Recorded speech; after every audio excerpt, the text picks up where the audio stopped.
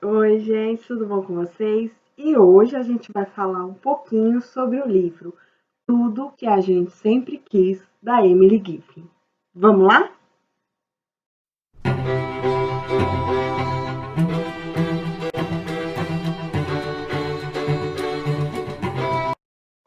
A Emily Giffin é uma das minhas autoras favoritas, inclusive já tem vídeo dela aqui no canal. Se eu lembrar, eu vou deixar aqui no card.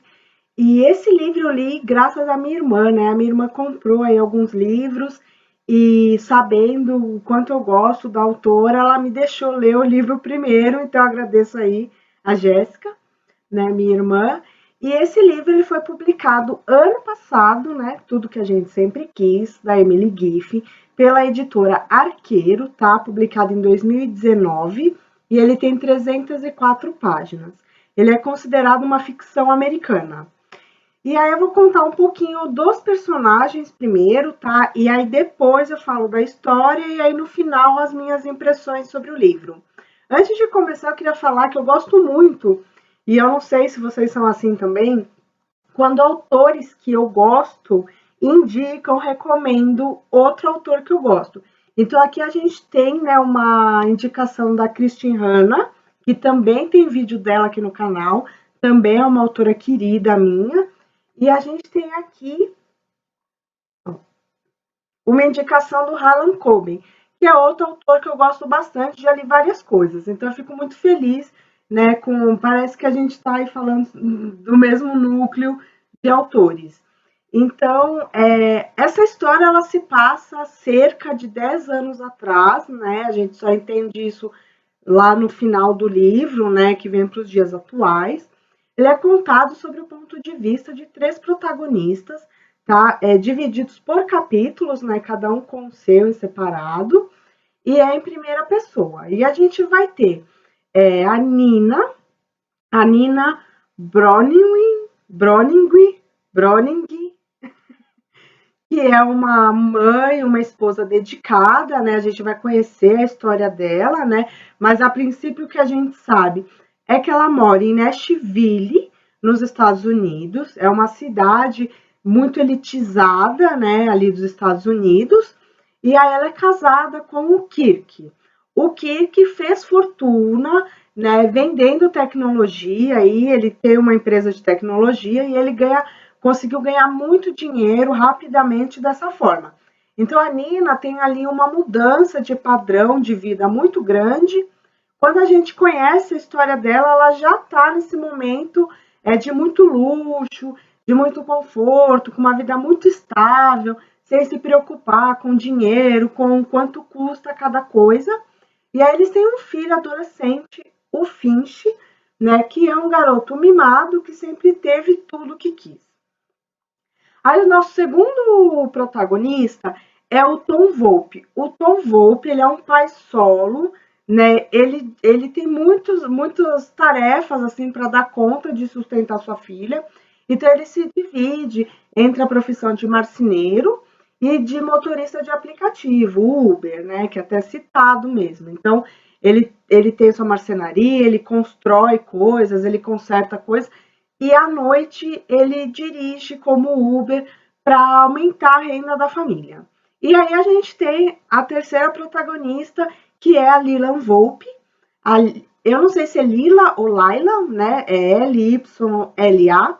A Lila é uma adolescente de 16 anos, filha do Tom, né? E aí a gente conhece um pouquinho da sua história. Ela é uma adolescente bastante inteligente que conseguiu uma bolsa de estudos, né, na Windsor Academy, né, que é uma escola elitizada ali de Nashville. E aí é nesse momento em que as histórias do Tom e da Nina se cruzam, porque o Finch, filho da Nina, também estuda na Windsor. E a Lila, ela tem uma paixonite ali pelo Finch, né, que é um segredo, porque o Finch tem uma namorada, a Polly, né, mas ali ela busca o olhar dele em alguns momentos na escola. Ela tem uma melhor amiga, a Grace, né? Ela tem algumas amizades superficiais na escola, mas ela se vê nesse mundo aí de gente com muito dinheiro e para ela é um pouco estranho, um pouco confuso a gente vê que ela tem vergonha aí, em alguns momentos da casa onde ela mora, ou do próprio pai, né? Tem um momento que ele vai na escola e ele tá sujo de tinta, então ela se envergonha por isso, né? Então aí depois eu vou dar minhas considerações do que eu achei dos personagens, nesse momento eu não vou fazer isso. Mas ali a gente começa a história com esse núcleo de personagens principais, e aí a gente vai conhecendo a história de cada um, e tem muitos personagens interessantes nesse livro, e eu acho que isso que torna ele tão bom. A gente tem a Beatriz, que é a mãe da Lila, que é uma brasileira, que ela conhece o Tom quando ela está nos Estados Unidos, mas ela tem uma alma muito livre ali. Eles tentam um relacionamento, eles se apaixonam, eles vão morar juntos, ela engravida, mas aí quando a Lila é pequena, eles têm algumas discussões ali, porque a Beatriz ela não é aquele, aquela mãe zelosa como o Tom gostaria, né? Tem momentos de descuido, o casamento deles se rompe, chega ao fim, quando a Beatriz está numa festa e ela está flertando ali com outro homem, e ela deixa a Lila na borda da piscina, e o Tom vai atrás e vê essa cena e fica indignadíssimo, e discute com ela, e diz que ela não faria falta na vida dele e da filha, e ela vai embora. Ele se arrepende, né? Ele é você vê que ele é um personagem bastante solitário, ele não consegue se refazer depois que a Beatriz vai embora, né? E ela passa anos sem dar notícia, porque isso é quando a Lila é pequena, né? Mas ele vive em função da criação dessa filha, né? Como pai solo, como pai amoroso, mas também como um pai que procura ali ser correto, ser rígido, mostrar as questões éticas e morais para essa filha. E aí a gente tem o Sr. Quarterman, que é o diretor da escola, né, da Windsor. Ele é um liberal progressista, então, a princípio, ele também tem uma certa dificuldade ali com todo aquele dinheiro, com todo aquele poder envolvido dos pais, ao mesmo tempo em que a escola depende de doações, né? Tanto que a família da Nina é uma das que mais doa para a escola, né? Eles doam bastante para muitas instituições, inclusive para a escola, e isso faz com que essas famílias tenham muito poder nas decisões. Então, o Sr. Quartman, ele é meio que obrigado a aceitar, né, imposições dessas famílias, né, basicamente você sabe com quem você está falando, então a gente ali entende que ele não concorda, mas que ele está envolvido, preso aí nessa cadeia mesmo social. E aí a gente tem o Beal, que é melhor amigo do Finch, filho da Melanie, né, que é amiga da Nina. Não é uma amizade assim profunda, a gente vê que os laços em comum são serem vizinhas, morarem próximas, seus filhos serem amigos, então elas criam ali um laço de amizade, mas que não é uma amizade, não parece uma amizade verdadeira. E aí a gente tem a Polly, que eu já falei, namorada do Finch. A gente tem a Cat. A Cat é uma outra mãe de um dos alunos da Windsor. Ela tem ali uma certa amizade com a Nina, mas é uma amizade muito pautada na disputa, assim. A gente vê que ela adora uma intriga, ela adora uma fofoca, ela tem uma maldade ali presente, né? Então a gente vê que ela rivaliza com a Nina. Aí a gente tem o Ted. O Ted é o primeiro namorado da Nina. Ele é trazido para a história, né? Como primeiro namorado. Eles terminam por uma questão muito profunda, assim, um trauma que a Nina sofre quando ela era estudante, né? Quando ela estava fazendo graduação. E aí isso é contado no livro, assim. E aí a gente percebe que as coisas poderiam ter sido muito diferentes do que foram, mas que naquele momento a forma dela lidar com as suas questões foi terminando esse relacionamento, e aí depois ela conhece o Kirk. Aí a gente tem também, falando um pouquinho da cidade natal da Nina, ela nasceu em Bristol, uma cidade mais pacata, uma cidade menos abastada, né? E aí a gente conhece a sua mãe também, a Judy. Então, assim, são muitos personagens. E aí é falado, né, quando a Nina estudava em Vanderbilt, né? E aí é falado bastante também de um outro personagem que tem ali uma função muito de algoz e de determinar o rumo da vida da Nina, né, que eu não vou dar spoiler. A gente tem a Bonnie. A Bonnie é uma personagem, ela é uma terapeuta. Ela contrata o Tom para fazer uma casinha de boneca na casa dela.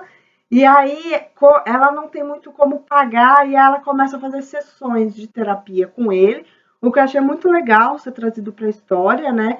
Ele que a princípio é um homem que não acredita muito nessas coisas de terapia, né? Em estudo da mente, em cuidar de saúde mental, mas aí ele se vê ali desabafando, se aconselhando com essa terapeuta, com a Bonnie, e eu acho que ela tem um papel bastante importante, assim, para ele entender as suas próprias questões. Aí a gente tem a Julie é uma queridinha, gente, ela é amiga, né, de infância da Nina, ela mora em Bristol ainda, ela é uma advogada, e ela se especializou em casos de divórcio, em casos onde ela sempre pauta a defesa de mulheres, né, mulheres que se separaram e que estão sendo lesadas, casos de abusos sexuais, então é bastante legal essa personagem. Ela é um braço amigo, um ombro amigo mesmo para Nina nos momentos difíceis, e ela tem uma coisa que é muito boa, que é trazer a Nina para a realidade. Ela não fala o que a Nina gostaria de ouvir, como é o caso da Melanie, por exemplo, né, que é uma amiga ali que ela tem, que é uma amizade mais fútil.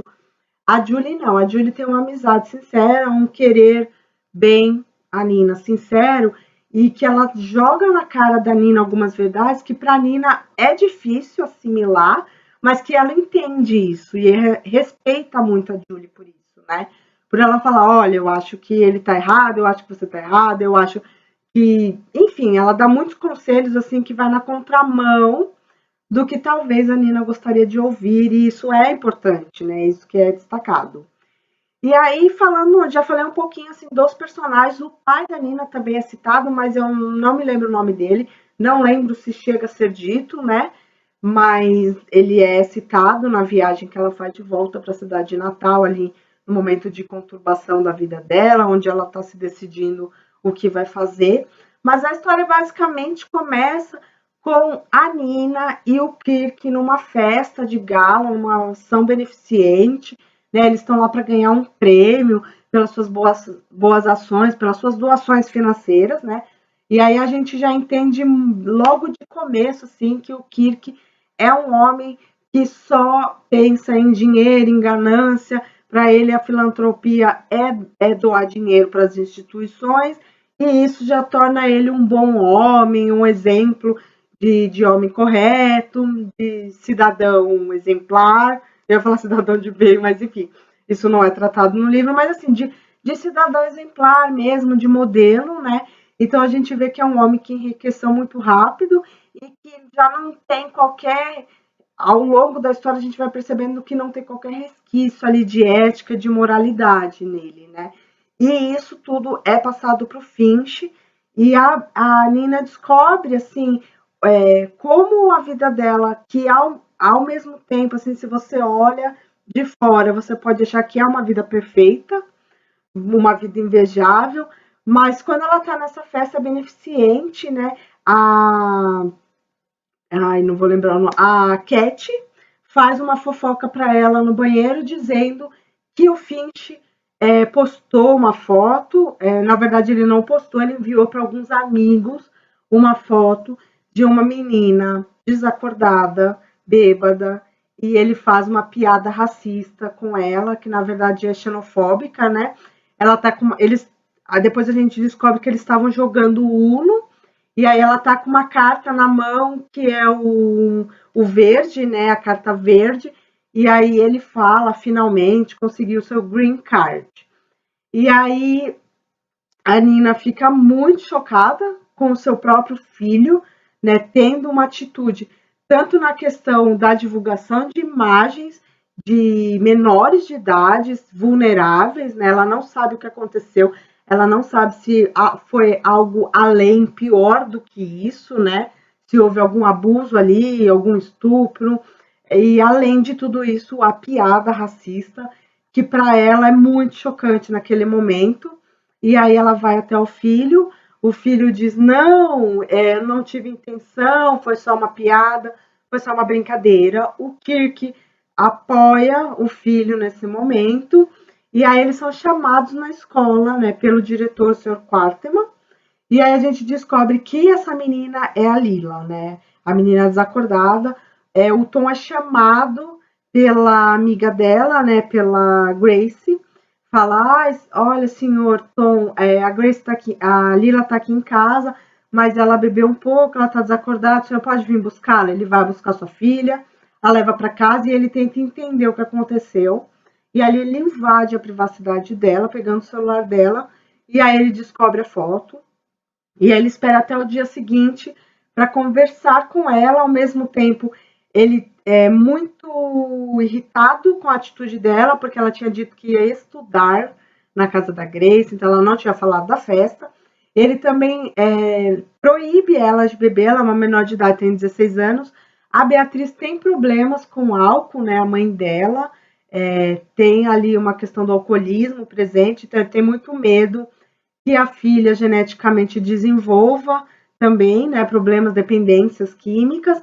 Então ele confronta a filha se volta contra ele, diz para ele não fazer nada, para ele não denunciar o Finch, que foi só uma brincadeira. Ela, em muitos momentos, negando para si mesma, né, eu acho assim, a gravidade do que aconteceu por essa paixonite pelo Finch.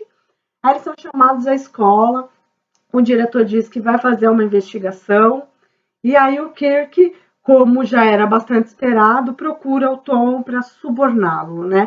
Então entrega ali para ele 15 mil reais, esperando que ele não denuncie até criminalmente. Por quê? Porque o Finch acaba de ser aceito em Princeton. E se ele tiver no currículo dele, né, uma queixa de pornografia, de racismo, isso vai interferir, ele pode ser recusado na nova faculdade em Princeton.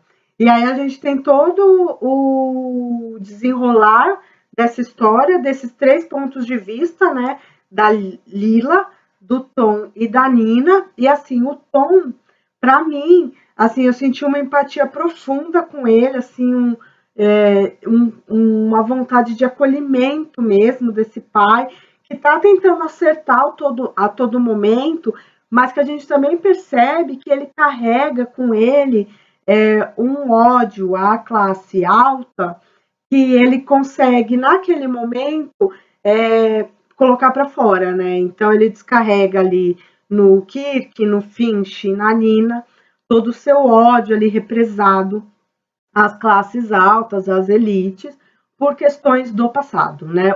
Ele não deixa de estar certo, né? Em todo momento eu dou razão para ele. A Nina, ela vai questionando seus valores, ela vai questionando no decorrer da história, né? São 304 páginas.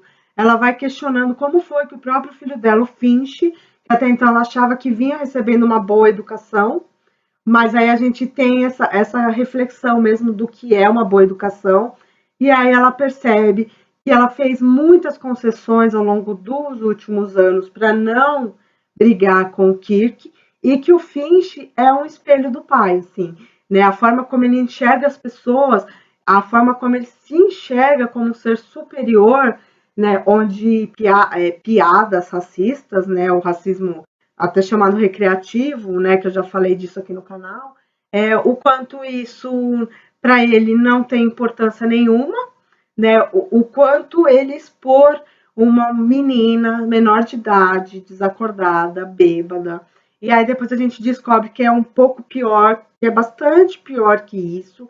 A Polly, ela tem um papel bastante fundamental, por quê? Porque o Finch, não vou dar muito spoiler, mas eu acho que isso é importante trazer para vocês. O Finch, ele tenta ali, ele sabe, né? A gente percebe que ele sabe que a Lila tem uma atração por ele, ele usa isso, né, para chegar próximo dela, e aí a gente fica o tempo inteiro em dúvida, né, se as impressões que a própria Nina tem do filho são reais ou não. se ela está sendo justa ou injusta com o próprio filho. Porque o Finch tenta uma aproximação com a Lila, e aí depois a gente descobre, né? Ele diz para ela que essa foto foi tirada pela Polly porque ela estava com ciúmes, né? E a Lila em todo momento acreditando no Finch, indo contra o próprio pai, contra a Nina também, que está ali em busca da verdade. E aí esse suspense, na verdade, que é a moralidade do Finch, né? Se ele cometeu ou não, né? Esse crime, né? Esse crime racista e esse crime de divulgação de imagens sem o consentimento da vítima, a gente fica até o final sem saber. Só que para mim, assim, em muitos momentos tava claro, eu acertei a resposta, né? Assim, para mim, a forma como a autora ela desenhou os personagens, em alguns momentos ficaram bastante claros para mim qual seria o final, qual seria a resposta, né? Para mim, assim, o final ele não é perfeito, tá? Eu até postei isso no Instagram quando eu falei sobre o livro, né? O livro só não é perfeito porque para mim o final seria diferente. Eu daria um outro final aí para essa história, mas assim eu gostei muito. É uma leitura, um tipo de livro que você lê e você não tem vontade de parar. Então eu costumo ter uma meta ali de páginas para ler por dia e eu li bem mais assim do que eu supunha, porque realmente é muito fluida a narrativa. Você quer saber o que vai acontecer. Eu me vi muito apegada ali com a Nina, né? Com essa ética dela, com essa busca pela verdade, por fazer a coisa certa. E acho que as questões de lealdade, amor e família, né? Então, assim, só porque é seu filho, tudo que ele fizer, você vai passar a mão na cabeça dele. Você ama o seu filho incondicionalmente. Isso significa que você deva aceitar tudo que ele fez, que você deva apoiar ou não. Então essas questões são muito assim trazidas mesmo no livro e trazem boas reflexões, né? Então assim, para mim foi um livro maravilhoso, assim, eu li muito rápido. A Lila é uma personagem que eu gostei, mas eu tinha que ficar me lembrando assim de ter paciência com ela e me lembrar que ela era uma adolescente, né? Ela tem 16 anos, uma adolescente.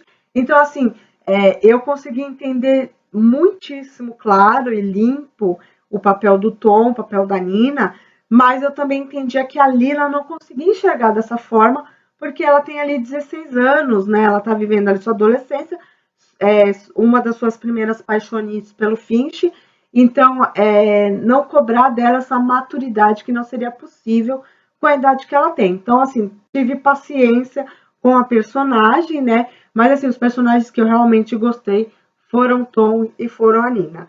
E por que esse livro é tão, assim, eu tô aqui só falando exclusivamente dele, porque além de ser uma autora que eu gosto, eu acho que ele traz temas, assim, importantíssimos, centrais, e que a autora consegue conectar os assuntos, assim, de maneira clara, de maneira que não fique forçado, que não fique, talvez, tão sensacionalista, né?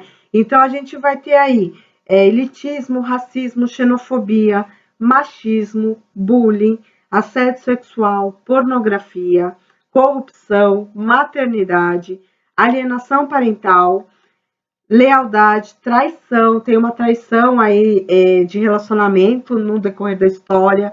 A gente vai falar de ética, a gente vai falar de amizade, de família, a gente vai falar de suicídio também. Então é bom deixar esse alerta de gatilho aí. Tem uma tentativa de suicídio de um dos personagens. E aí a gente vai falar de status, de valores, de alcoolismo, de imigração. Então, assim, a autora realmente conseguiu pautar o seu livro em temas muito importantes e muito urgentes, o que eu gostei bastante. Talvez esse seja o meu livro preferido dela, né? Porque ele é um romance, mas ele não é, né? Na verdade, o romance ele permeia ali a história.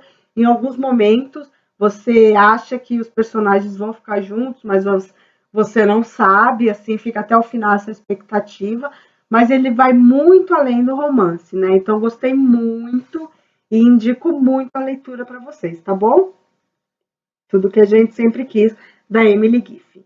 Então semana que vem eu volto com mais, tá bom? Beijo, tchau.